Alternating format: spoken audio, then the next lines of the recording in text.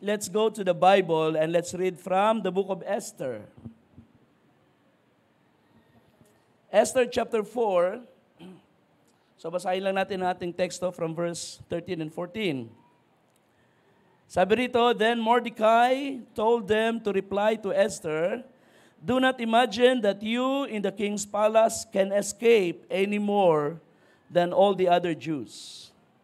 For if you keep silent at this time, liberation and rescue will arise for the Jews from another place, and you and your father's house will perish. And who knows whether you have not attained royalty for such a time as this. So napakaganda ng challenge ni Mordecai sa kaniyang pamangkin na itinuring niyang anak, itong si Esther Hadassah. Ang kanyang Jewish name ay Hadassah.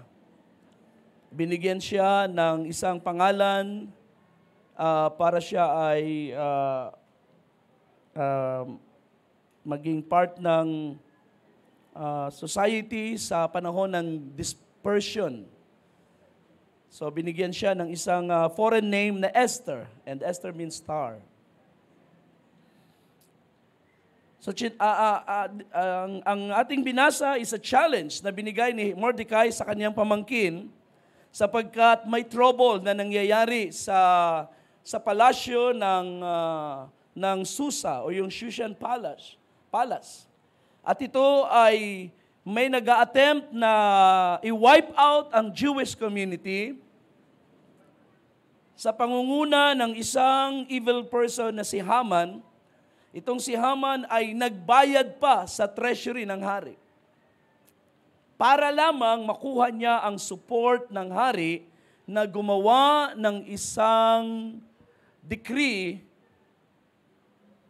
pipirmahan ng hari para ma-wipe out ang certain communities or certain tribes or sabihin natin, nations na supposedly ay danger or threat sa kingdom ni Ahasuerus.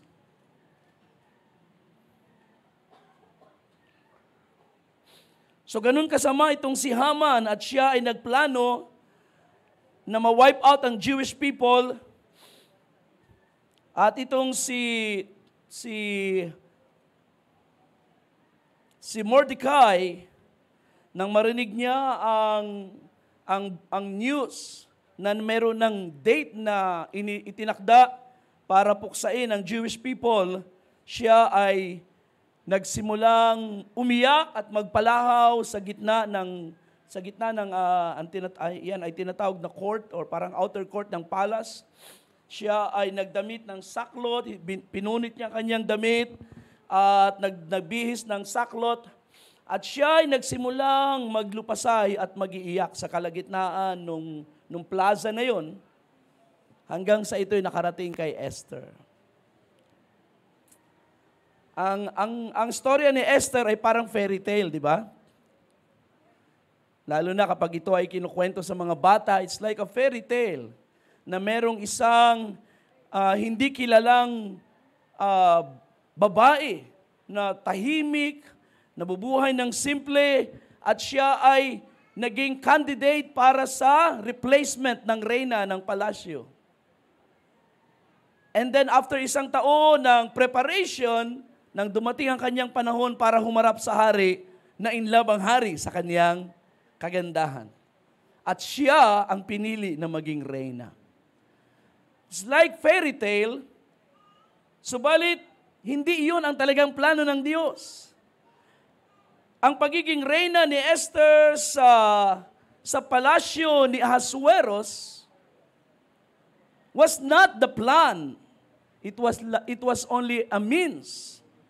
Ito ay pamamaraan lang ng Diyos sapagkat may nakikita ang Diyos sa unahan na mga problemang darating laban sa kaniyang mga tao. And they will need a deliverer.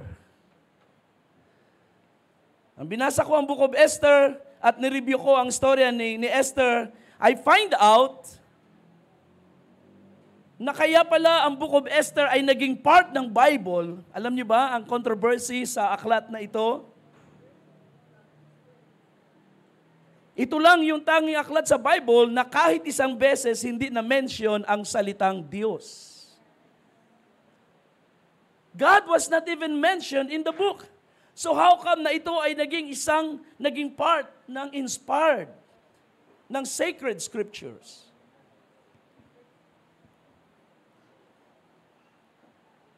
But I found out na ang Book of Esther pala is a book of deliverance. It is a story about how God delivered His people.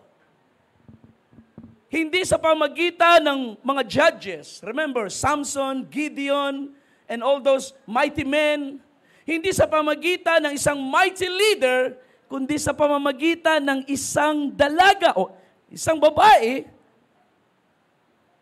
na inilagay ng Diyos sa napakataas na posisyon. To be a deliverer.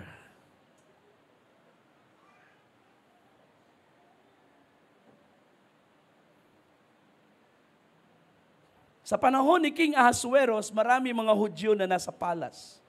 Nagkaroon sila ng function, naging part sila ng court ng hari. Now, and by the way, hindi na to panahon ng Babylon. Sa pagkatapos na ang 70 years captivity, nakabalik na ang ibang mga Hudyo sa Jerusalem, sa Judea.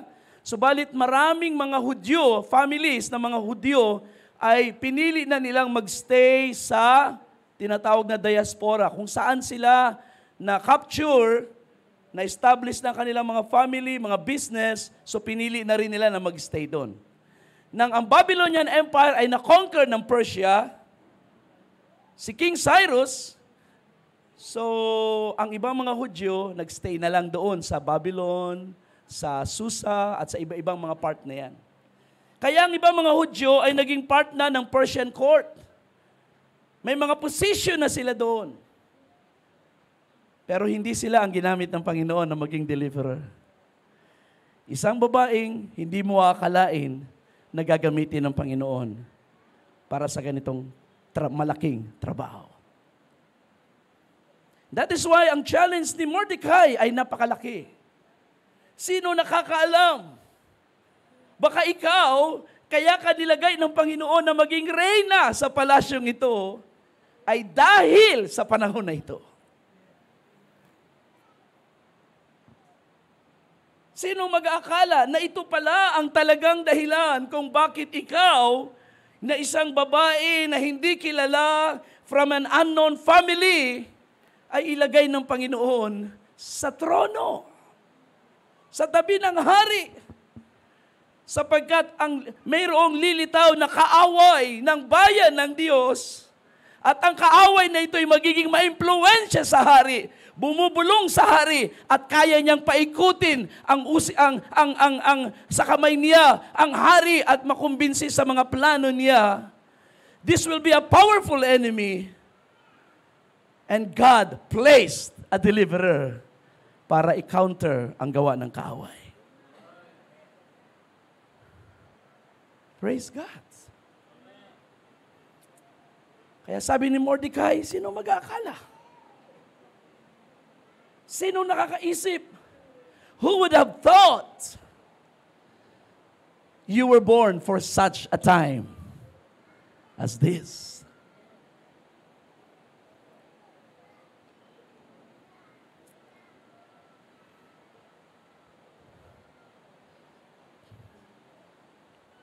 Maraming paraan ng Diyos para gumawa sa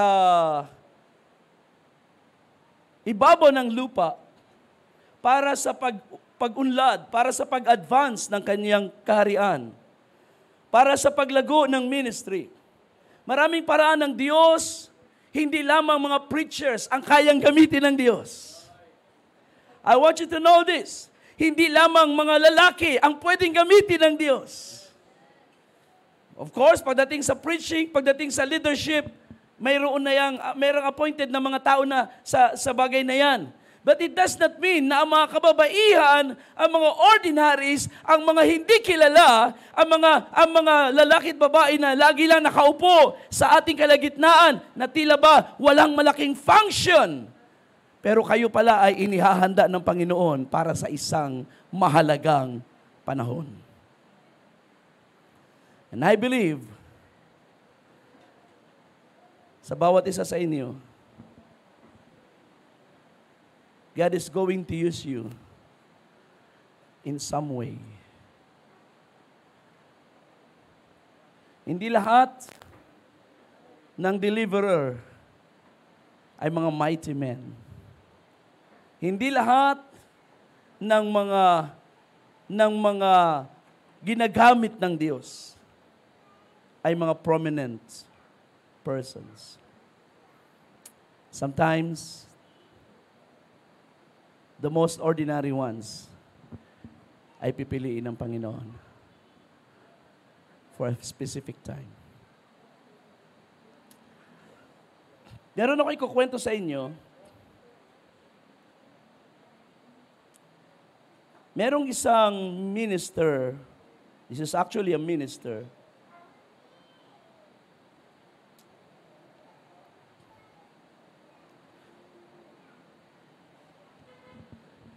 na ginamit ng Diyos at a certain time.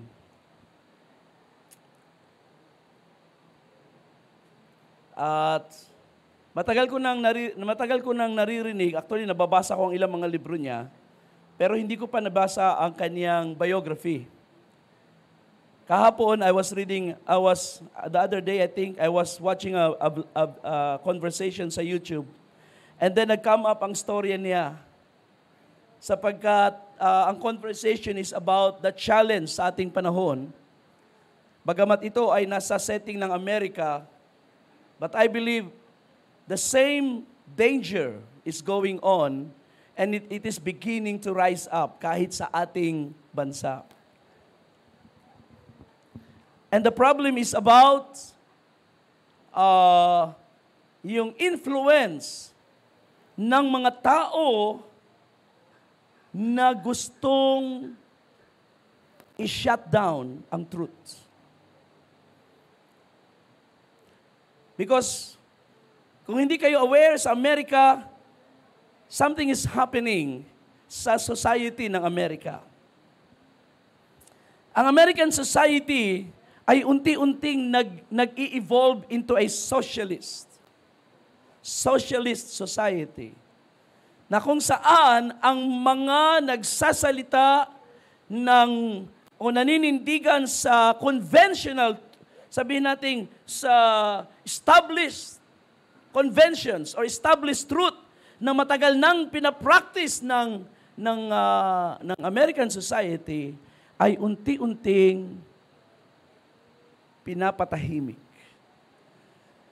Katulad ng mga naninindigan sa traditional family, which is between a man and a woman, ang upbringing ng mga bata na hindi dapat pakialaman ng school, kundi dapat ang mga magulang, at hindi dapat i-encourage sa mga bata sa kanilang mga supposedly na mga tendencies, kundi i-train to be men and women.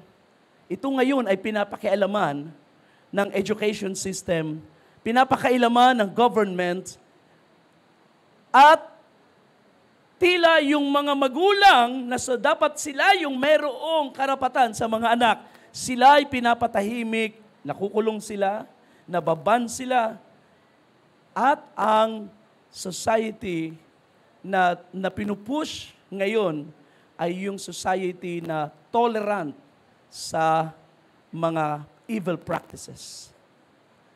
Katulad ng yung mga LGBT na yan.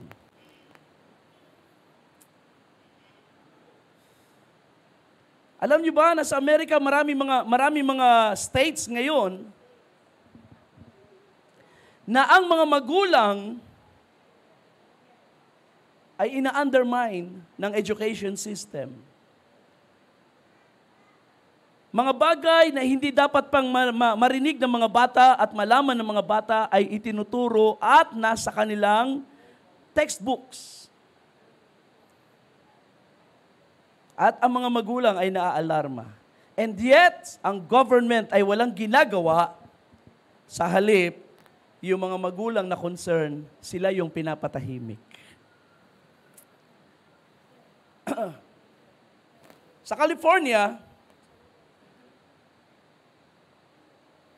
ang heroin addiction is very common. In fact, may mga area ng city, I think ng Los Angeles, may mga street sa city ng Los Angeles na ang mga heroin addict ay hindi pinapakialaman.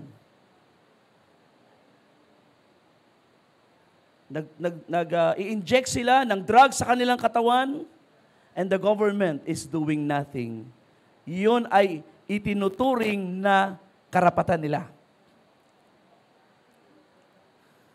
And then, may mga city sa California na ang looting sa mga groceries at supermarket at sa mga department stores, kapag ang isang department store ay pinasok ng mga looters at nagsimulang humablot ng mga groceries o ng mga damit na itinitinda, hindi na yan hinuhuli. It's actually allowed. And it is considered na karapatan ng mahirap na kung kailangan nila ng damit, magnakaw sila sa mga department stores at hindi sila makukulong. There was a story ng isang nagtitinda o siya ay sales lady at may pumasok at kumuha ng damit at bag at nagalit siya at I think nakipag-away siya doon sa mga looter. And then, dumating ang pulis. Nagalit ang may-ari ng store at yung sales lady ay na-fire at nawalan ng trabaho. Sapagkat hindi daw niya dapat na-report sa pulis. Something is going on sa Western society and it is destructive. It is destructive. Ang isang Methodist Church, nagkaroon ng party para sa mga toddlers. Guess kung sino ang guest speaker nila? Isang drug queen. Alam niyo ba kung ano ang drug queen? Ito ay isang bakla na magbibihis ng skimpy para siyang prostitute at magbibihis siya ng bihis prostitute at pagkatapos siya ay magsasayaw.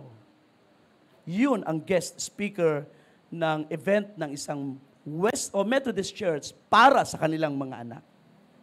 May pastor na nagprotesta at siya ipinalaya sa kanilang church.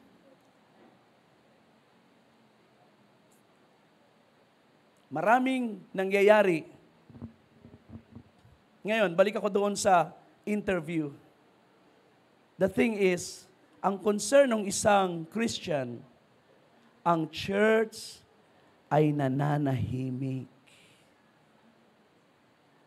Ang mga tao ay parang walang ginagawa. Parang inaalaw lang nilang mangyari. And then, nabalikan ang buhay ng karakter na ito na ang pangalan ng minister ay si Dietrich Bonhoeffer. Kung kilala nyo, ang tao na ito, he was a theologian. Siya ay nabuhay sa panahon ni Hitler at siya ay pinatay ni Hitler. By hanging. Oh, yes, by hanging. 1945. Si Bonhoeffer ay lumaki sa liberal church. Komportable ang buhay niya, but then when he became a theologian or a minister, sa panahon na siya naging minister, nagsimula namang lumakas ang kapangyarihan ni Hitler at si Hitler ay sinuportahan ng maraming church. Ayon sa opinion, itong mga churches sa Germany ay nagbigay ng full support kay Hitler because they were trying to build up the German country sa pagbagsak after ng World War I. So ang full support nila ay na kay Hitler at ang mga practices ni Hitler na socialism ang kanyang mga ideas, ang kanyang mga threats, and then later on, ang kanyang pag-persecute sa mga Hudyo. Nakita ito ng mga simbahan, pero sila'y nanahimik. Hindi sila nag-speak out.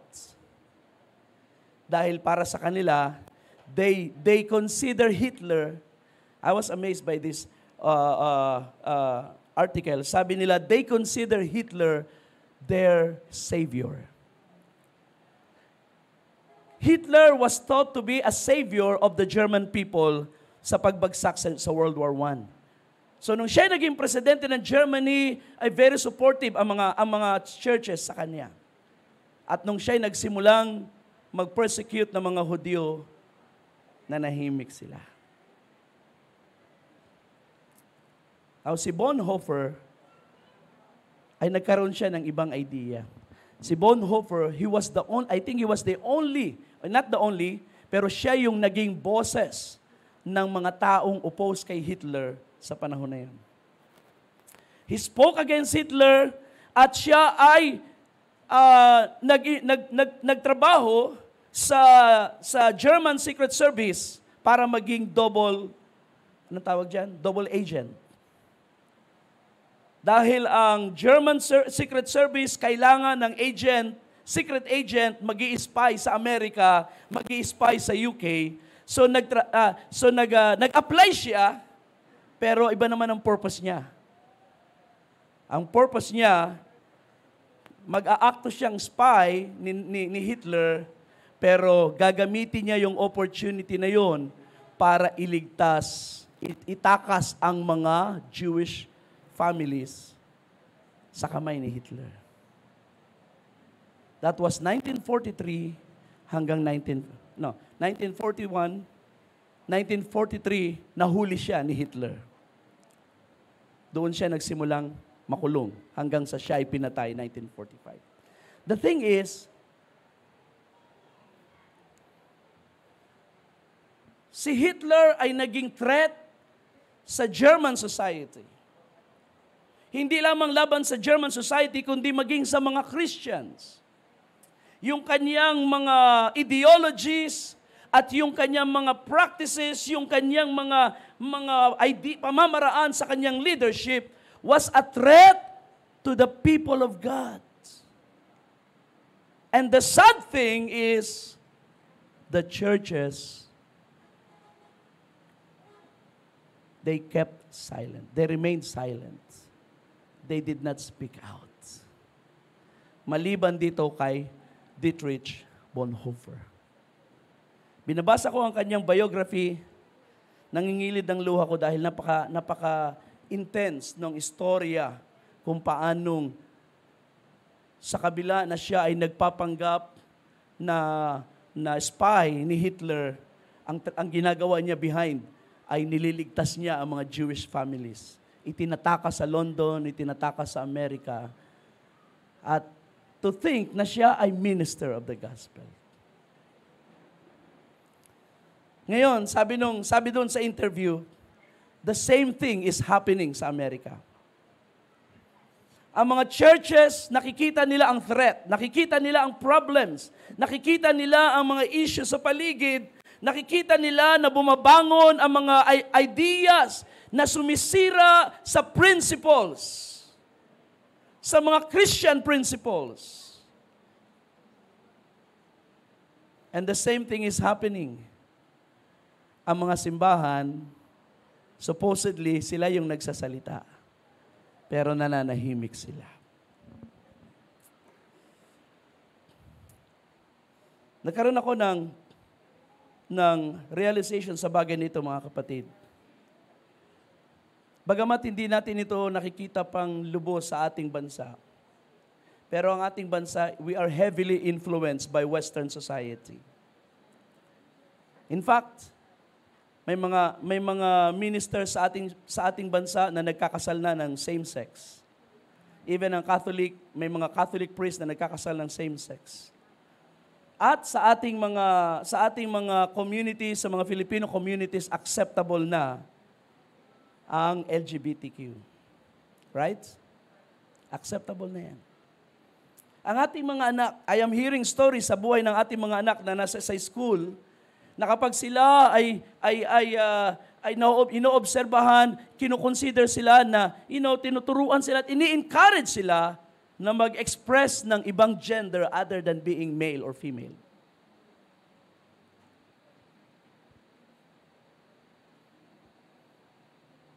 Ito ay ini-encourage ng mga classmates, ini-encourage ng school. So we are heavily influenced. And I believe, kung tatagal pa ang Panginoon sa kanyang pangakong pagbabalik, it won't be long na mararamdaman natin ang effect niyan sa mga younger generation at ang pressure ng mundo para mag-conform ang mga bata sa kung ano ang ideologies na itinuturo sa ating panahon ngayon.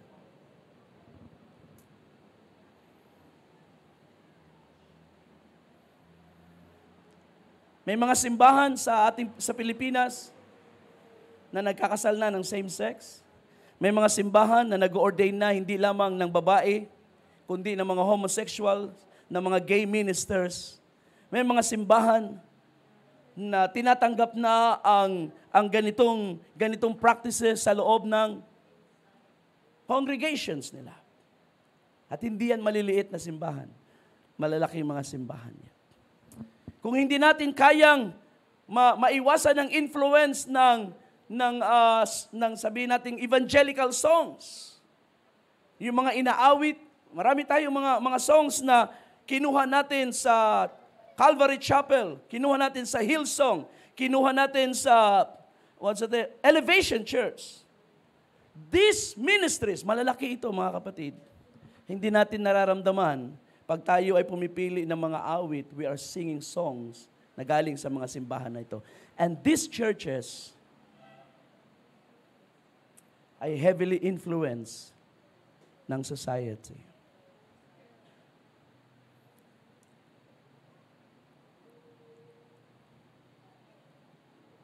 It won't be long. Mararamdaman natin ang effects sa ating mga anak, sa mga government agencies na ating pinupuntahan. Hindi magtatagal, hindi na madaling magsalita against gay or homosexuality. Hindi magtatagal, hindi na magiging mahirap na ang mag-comment against abortion, against yung mga sabihin natin mga pre-marriage na mga sexual relationships. Hindi magtatagal. Mahihirapan na tayong magsalita against homosexual ministers, openly gay na mga ministers. Hindi magtatagal pati sa school, mahihirapan na tayong magprotesta kapag ang kanilang mga textbooks ay napakaagang nagtuturo about these liberal ideas. I don't know kung sa textbook ng mga bata natin ngayon ay pinopromote na ang family. New version ng family. Di ba? Pag sinabing family, mother, father, children. Sa mga textbook sa Amerika, iba na ang picture ng family. Father, father, children. Mother, mother, children. Ganun na ang nasa textbooks nila. At ang mga maruruming mga practices ng gay community ay nababasa na ng mga bata sa textbooks. Hindi magtatagal, papasok na yan sa ating society. I don't know why I have to say this, mga kapatids. Pero nung mapanood ko yun, ay na-realize ko kung ang Panginoon, kung hindi pa mangyayari ang rapture in the next few years, ito ang mga challenges na haharapin ng ating mga pamilya. Maybe not my generation, Pero yung generation ng ating mga anak, kapag sila nang magbibuild ng families nila, yung kanilang mga anak, yan ang haharapin sa ating corrupt society.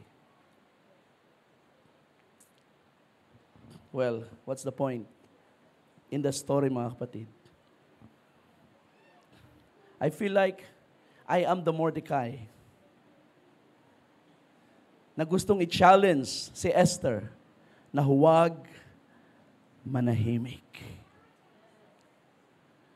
When you see these things happening, nakikita nyo sa inyong mga anak, naririnig nyo sa story ng inyong mga anak galing sa eskwelahan, you know the threat is building against our faith.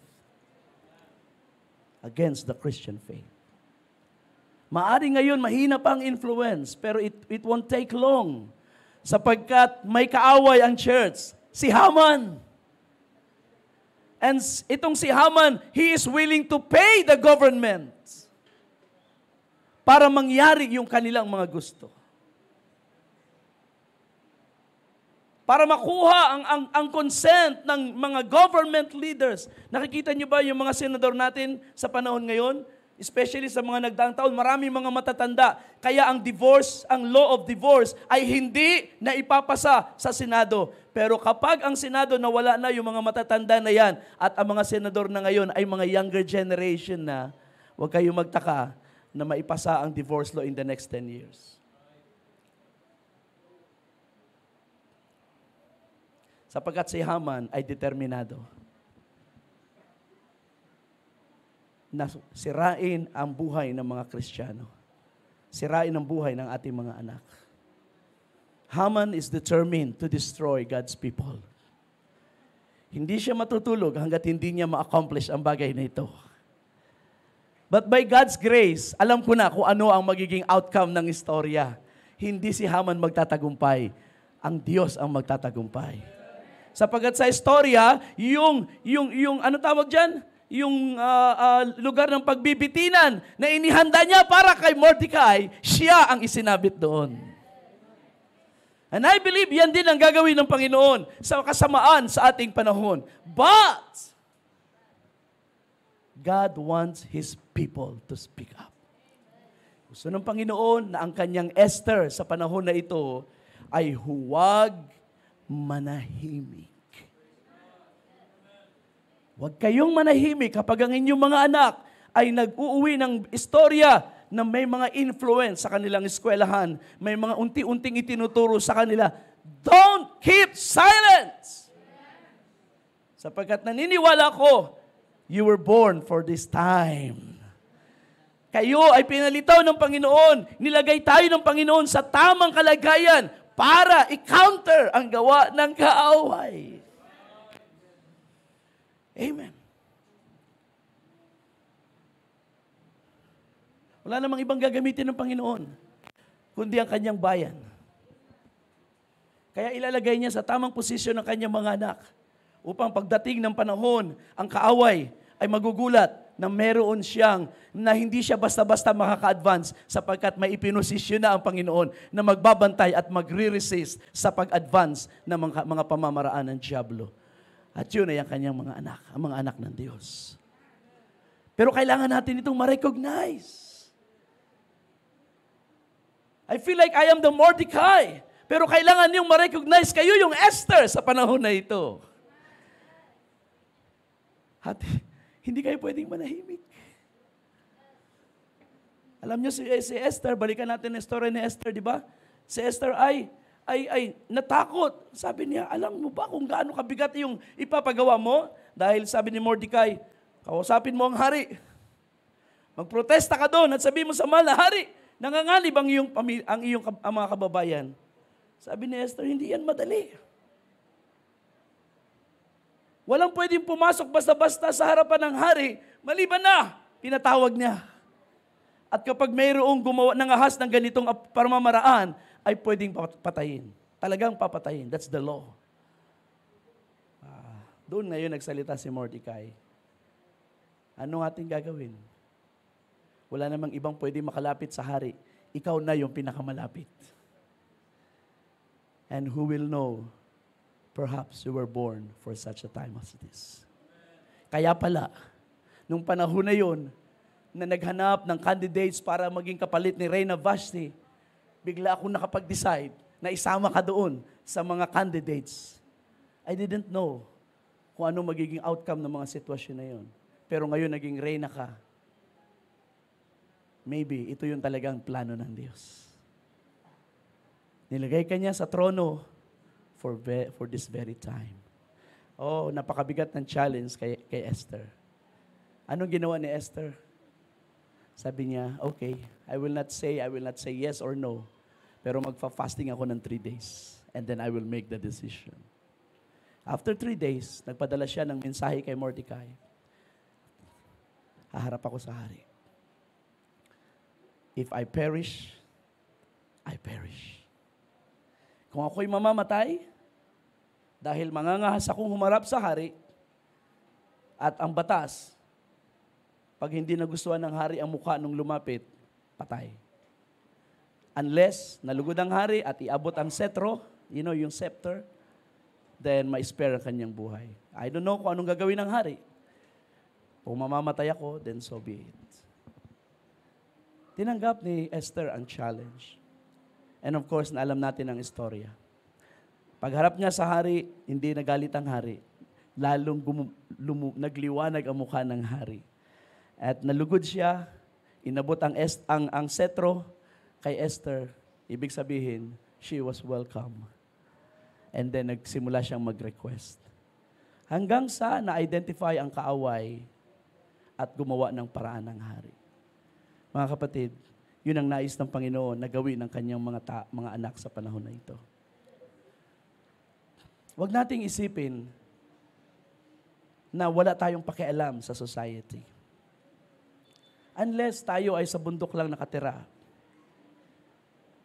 Sa bundok tayo nakatira, tayo ay walang pakialam, hindi tayo bumababa sa sibilisasyon, then perhaps pwede mo nang sabihin wala kang pakialam. Pero kahit man sa ganung sitwasyon, kailangan mo pa rin ang government. Pag nagkasunog sa bahay mo, pag nagkaroon ng aksidente sa bundok, sino ang ini-expect mong gagawa ng paraan? Government. So wag nating isipin ang mga Christians ay walang pakialam sa nangyayari sa society. I'm sure aware kayo sa mga bagay na yan. But the question is, nananahimik ba tayo o nagsasalita? Kahit kung alam natin ang isang bagay at hindi natin ginagawa ang tama, ang dapat natin gawin, hindi ba yun ay isang kasalanan din? Yun ay isang kasalanan din. Kung tayo ang bayan ng Diyos, tayo ang mga totoong Kristiyano, tayo ang mga totoong follower ni Jesus Christ, at nakikita natin ang pagbangon ng kasamaan and we are keeping silent, hindi ba yan ay karuwagan? That does not reflect the virtues of a disciple of Jesus. So it's a challenge. Magsalita kayo. Mag-comment kayo sa teacher. Mag-comment kayo sa mga namumuno sa gobyerno kapag nakikita niyo ang corruption. It is, maaaring sabihin na that's unconventional. Wala naman nagko-comment sa kanila, then meron na. Sapagkat ang Esther ng Panginoon sa ating panahon ay nagsasalita. At hindi papayag na tayo mananahimik lang. Sapagkat ang nakataya dito ay ang mga anak ng Diyos. Gusto kong basahin natin ngayon ang Matthew chapter 10. Parang napahaba yung aking istorya. But I want to read Matthew chapter 10 at tayo ay papasok na sa ating communion. So anong sabi rito? Simulan natin. Si Jesus, dito sa part na ito, ay challenge niya ang faith ng kanyang mga disciples. Where is that?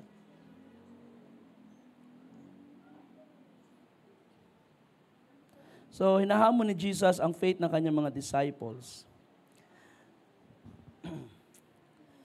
Sapagkat, as disciples, meron silang task. At ang kanilang task ay kailangan nilang ma-accomplish, but they are cowering in fear. Sila ay natatakot.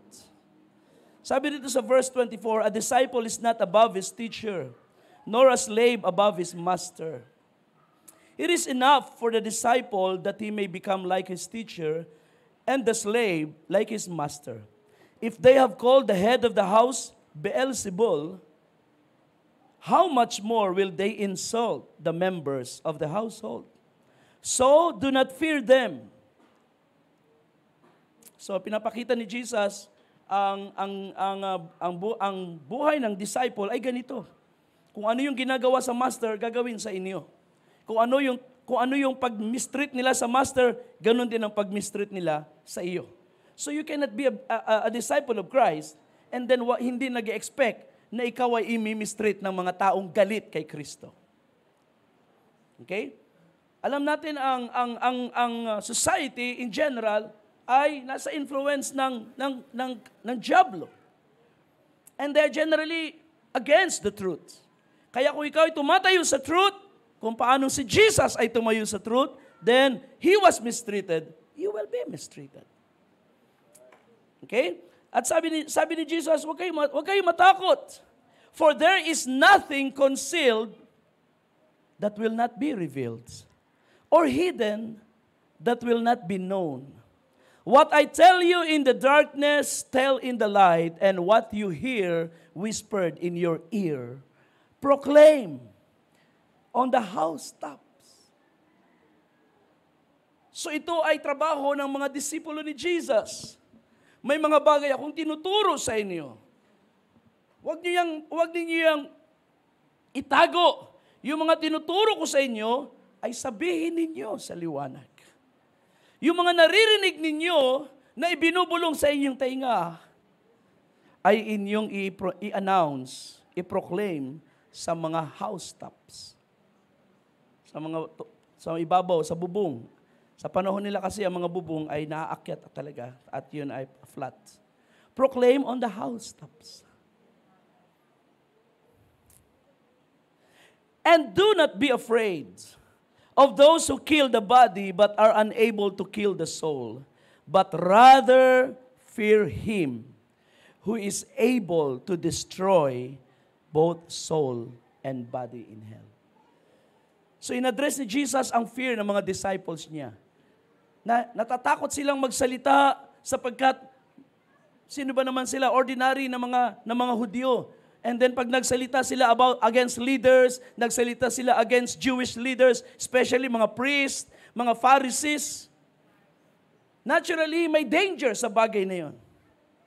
Pwede silang ipakulong, pwede silang i-accuse ng kung ano-ano, just like they did to Jesus later on. Sabi ni Jesus, do not fear them. Ang kaya lang nilang patayin ay ang iyong laman, ang iyong katawan. Pero kung hindi mo gagawin ang kalooban ng Diyos, ang Diyos ang may kakayanang pumatay ng kaluluwa at ng katawan sa impyerno.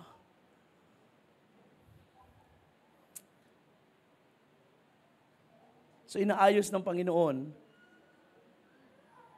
ang perspective ng mga disciples about their feelings, their fear. Hindi sila ang dapat mong katakutan, kundi ang Diyos. Well, sa ating panahon, sino ba ang dapat nating katakutan?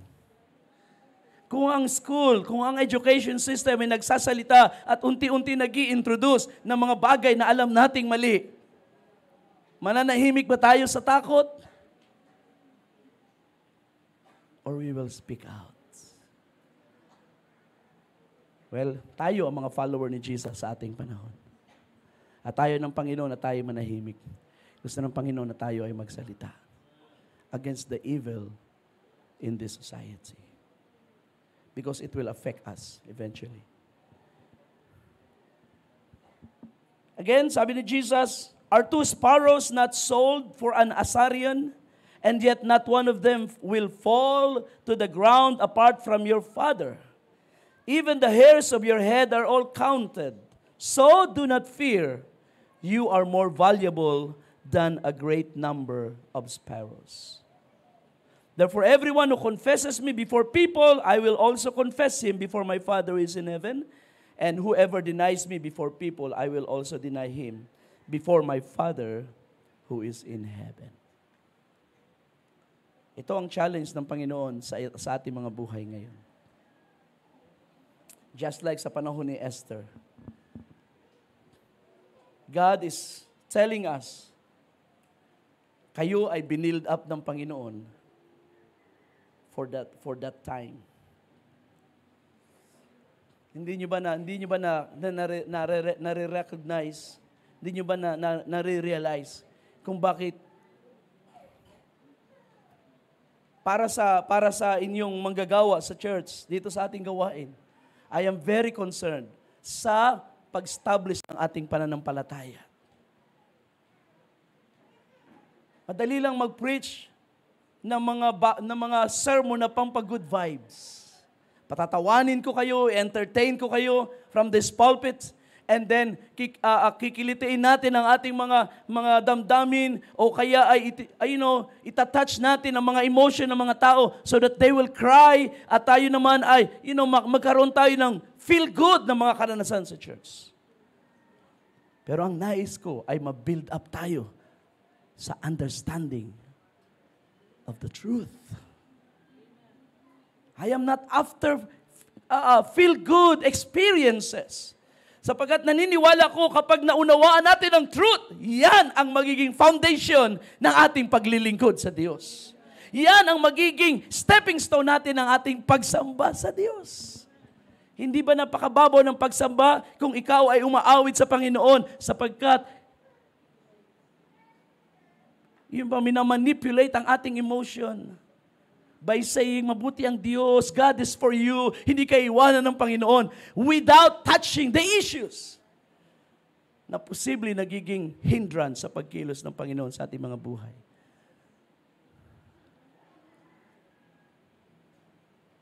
What happens kapag ang church ay laging ganun?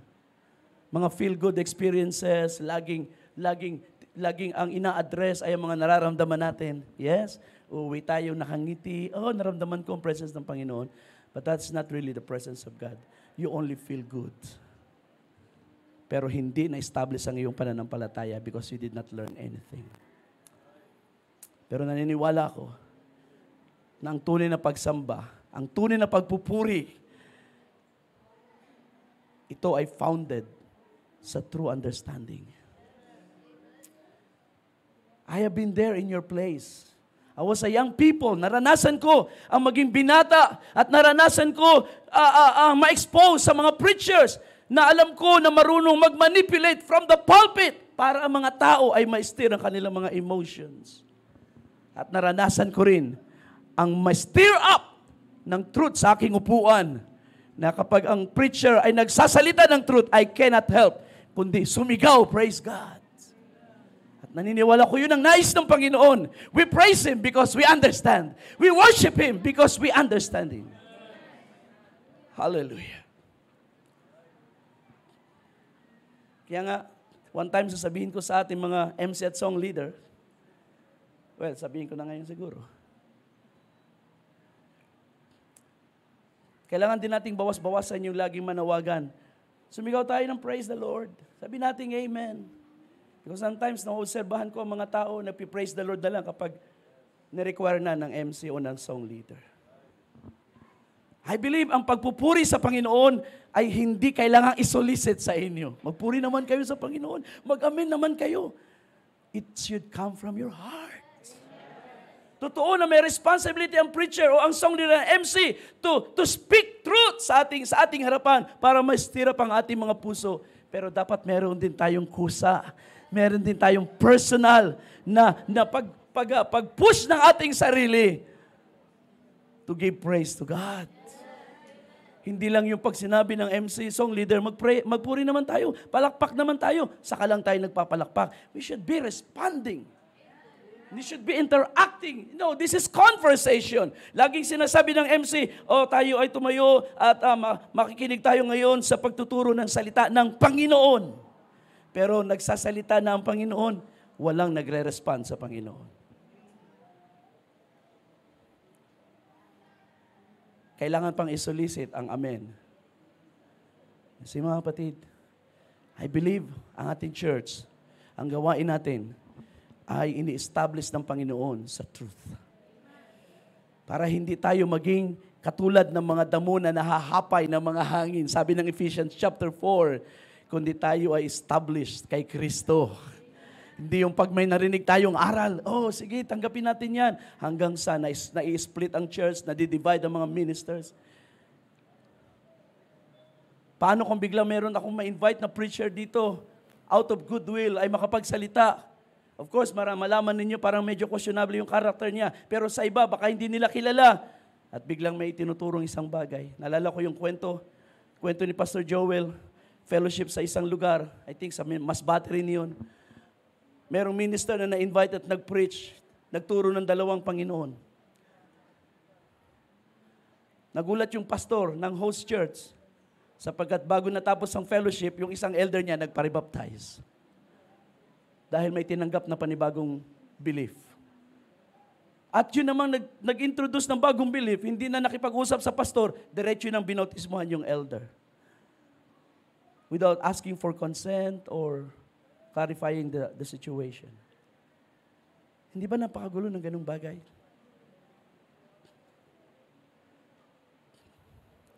But I trust na hindi na mayayanig, masyashake ang inyong pananampalataya.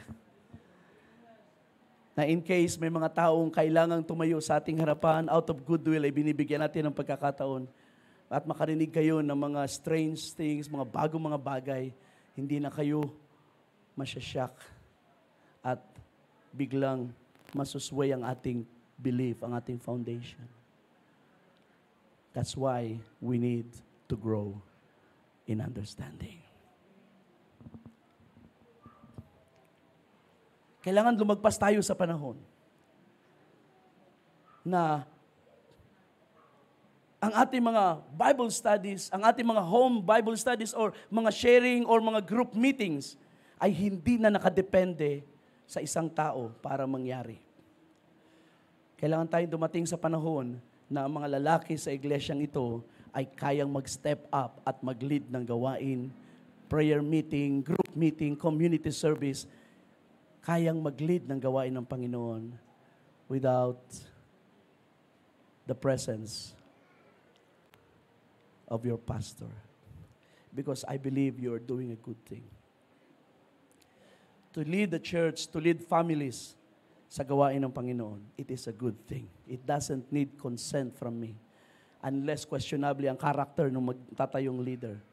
Pero wala naman ako nakikitang questionable sa mga kalalakihan natin. Ang kailangan lang ng ating mga kalalakihan ay maging Esther. If I perish, I perish. Pero kung anong pinapagawa ng Panginoon, ay gagawin ko. So I pray, brothers and sisters, sa hapon na ito, as we go to this part, remembering the Lord's death, ay ma-challenge ang inyong mga pananampalataya. Huwag na kayong magpahinder, magpapigil sa takot. I challenge your faith na huwag na ninyong ibase ang inyong paglilingkod sa Panginoon sa fear. Kikilos lang tayo kapag wala na ang threat.